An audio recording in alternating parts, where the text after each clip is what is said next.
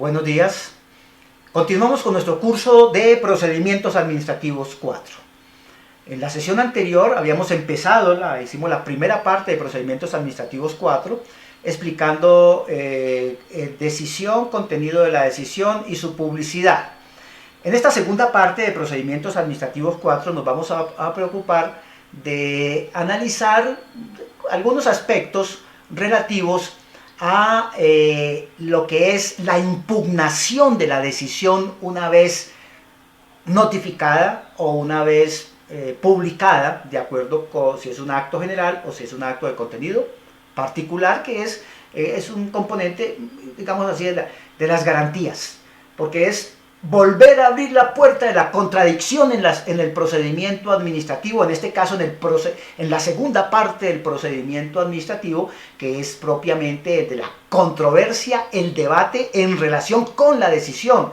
Ya no es el debate en relación con los argumentos que tiene la administración para tomar una decisión o con los argumentos que yo tengo para hacerle un pedido a la administración en relación con mis derechos.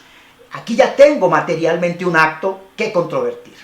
Por eso volvamos a nuestro esquema de trabajo y veamos las diferentes hipótesis procesales y expliquemos las dificultades que cada una de ellas tiene en el escenario jurídico para que ustedes las complementen, las profundicen a la luz de la 1437 y sobre todo analicen los capítulos 9 y 10 del compendio, donde profundizamos estos escenarios de impugnación de las decisiones en una perspectiva esencialmente garantística, en una perspectiva de Estado de Derecho, en una perspectiva democrática, no en una perspectiva de arbitrariedad y de prepotencia de la administración. Porque lo que estamos es entendiendo que el legislador en la 1437 lo que está abriendo son escenarios democráticos de controversia, ¿sí?, para que sean debidamente analizados por la administración. Veamos a ver.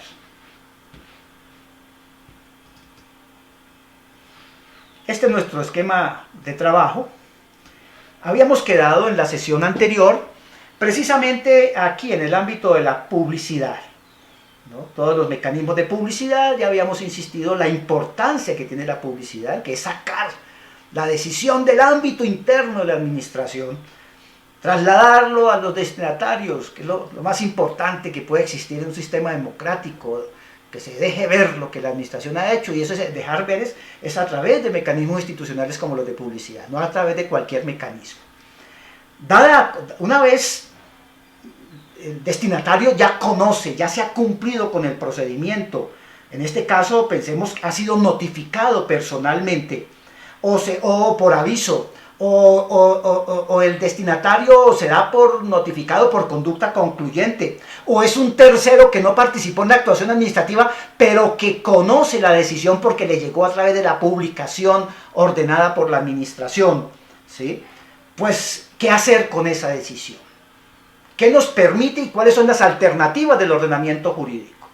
Es un momento de importancia enorme, porque es un momento de reflexión del ciudadano, de la persona destinataria de la decisión, para saber a qué instrumento del ordenamiento jurídico va a acudir, o para aceptar la decisión plenamente, o para controvertirla. Veamos acá en el esquema, en el punto 5, cuando hablamos de ejecutoria del acto, que es el término jurídico de este momento procesal, el término de ejecutoria, ¿sí? El término de ejecutoria es un término de garantía, es una oportunidad de reflexión, es un término que inclusive en el nuevo escenario de la 1437 se amplía, era un término anteriormente reducido de 5 días, en este momento por su importancia el legislador a partir de la 1437 lo traslada a 10 días hábiles, para reflexionar sobre esa providencia, tener tiempo suficiente de estudiarla, ¿sí?, y decidir dentro de ese marco de 10 días qué voy a hacer. Entonces, término ejecutoria, a la luz del artículo 76 de la 1437 hay una regla general que es de 10 días hábiles, ¿sí? Al vencimiento de esos 10 días, al último instante de esos 10 días, si no se toma ninguna decisión por el destinatario, se dice que el acto queda ejecutoriado. Es la primera hipótesis, la segunda hipótesis, perdón, de decisión, de ejecutoria o de firmeza que me trae el artículo 87 de la 1437. Por eso hacemos aquí un parangón entre la ejecutoria y los casos de firmeza del acto administrativo. Para estos efectos es importante que ustedes analicen el artículo 76 a la luz del artículo 87. Si no ocurre absolutamente nada, esa hipótesis la tenemos acá. Bueno, pero hay una segunda hipótesis de ejecutoria. Dice la norma que también no habrá ejecutoria con límites cuando se trate de actos fictos o presuntos. Es decir, si se trata de una decisión normal de la administración, el término de ejecutoria será de 10 días. Si se trata de un acto ficto o presunto, de esos que explicamos en las sesiones anteriores, que son el producto de la ocurrencia del silencio administrativo, como entendemos que es una sanción a la administración morosa, así la regla general sea la del efecto negativo del silencio o del acto ficto, frente al mismo pueden interponerse recursos en cualquier tiempo. Su impugnación no tiene límites, dice el legislador, e igualmente el ejercicio de las acciones contenciosas, porque es una garantía súper reforzada que se le traslada a la persona que se ve afectada por la inacción, por las omisiones de la administración. Entonces, tengan ustedes en cuenta esta primera regla, la regla de la ejecutoria. Bueno, ¿qué puede ocurrir en esa ejecutoria? En esos 10 días, ¿qué escenarios podemos plantear? Primero, que yo acepte la decisión. Si acepto la decisión, puedo, si estoy muy apurado para que la decisión quede en firme, manifestárselo en esos términos a la administración, renunciando a términos para efectos de que su firmeza sea adelante. O sencillamente, la segunda opción, dejo transcurrir los 10 días y al vencimiento del 10º día queda ejecutoriada. Léase, queda en firme. O la tercera opción, la impugno. Y esa impugnación tengo que hacerla dentro de los 10 días. Por regla general, en Colombia, las decisiones administrativas son susceptibles de 3 recursos.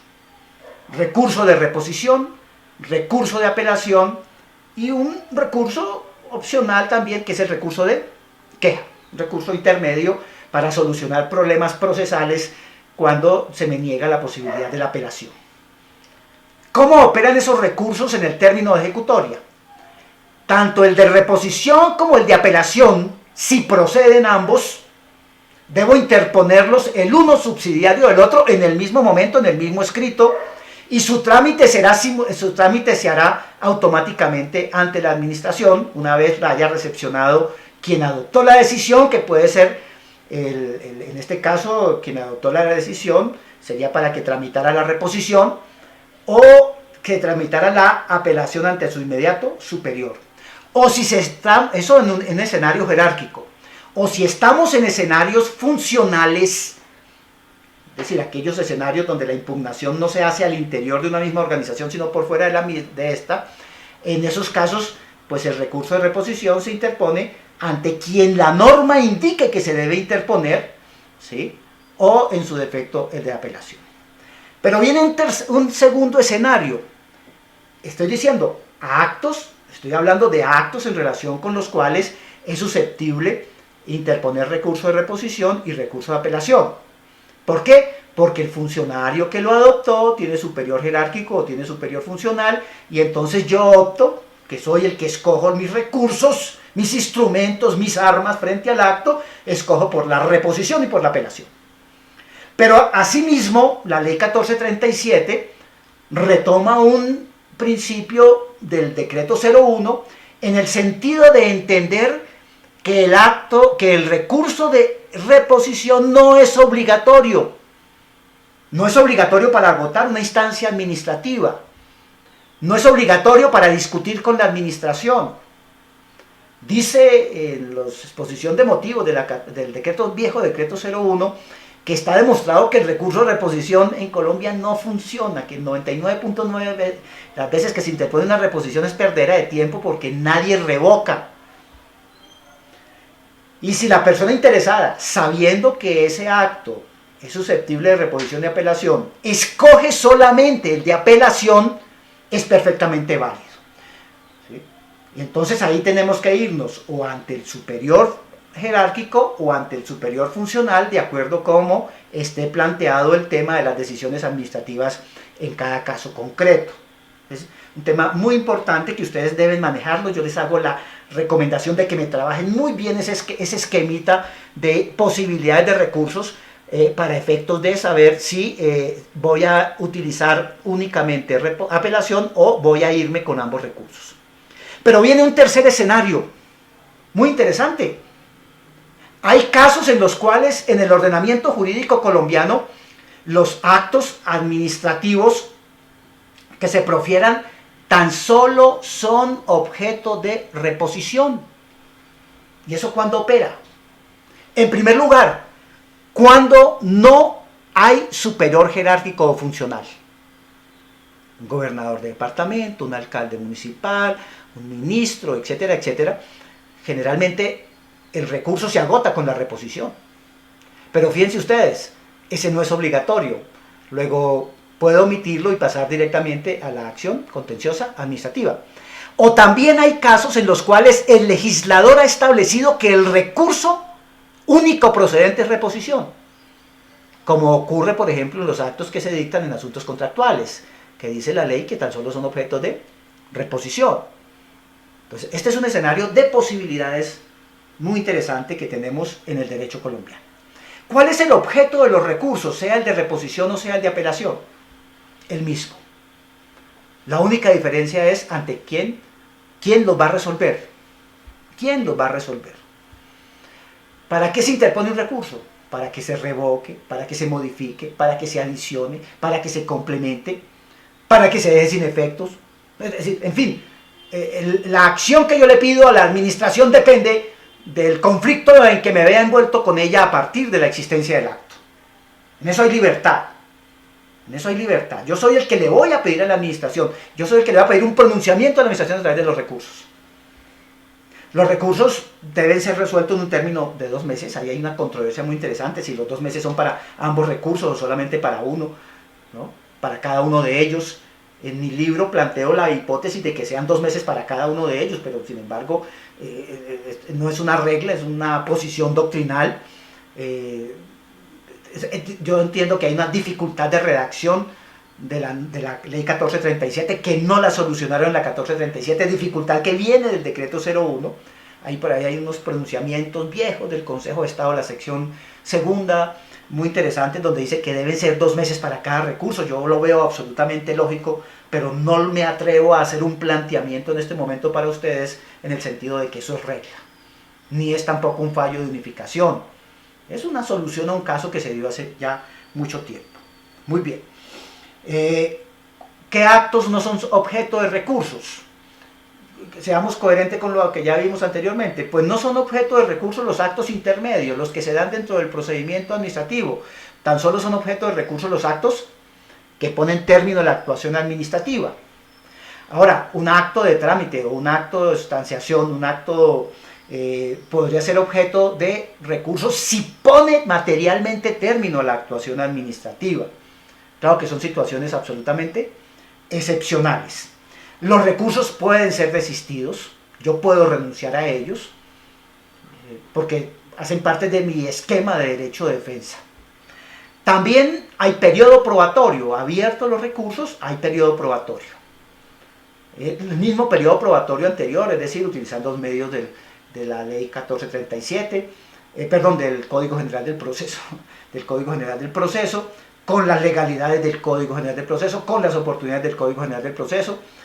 La ley dice que se da un término prudencial hasta de 30 días, sin embargo hay medios probatorios que no van a poderse solucionar en 30 días, lo cual no significa que ese medio probatorio haya que frustrarlo. Ahí tenemos que hacer una interpretación justa y adecuada al debido proceso, por ejemplo, cuando hay experticios, etcétera, etcétera. Por último, silencio administrativo. También, si vencidos los 2 meses la administración no resuelve, se genera un silencio administrativo, un acto ficto de contenido negativo donde se presume que me están negando el recurso para poder acudir a la jurisdicción contenciosa administrativa. Es un escenario muy similar al del primer escenario ya explicado, simplemente que no serán de 3 meses, sino que será de 2 meses con algunas modificaciones adicionales.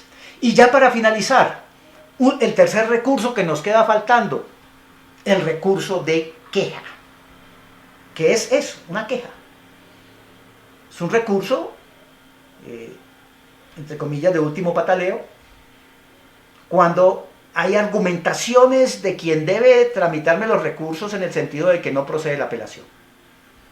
Y es de un trámite absolutamente sencillo, diferente al de la ley procesal civil.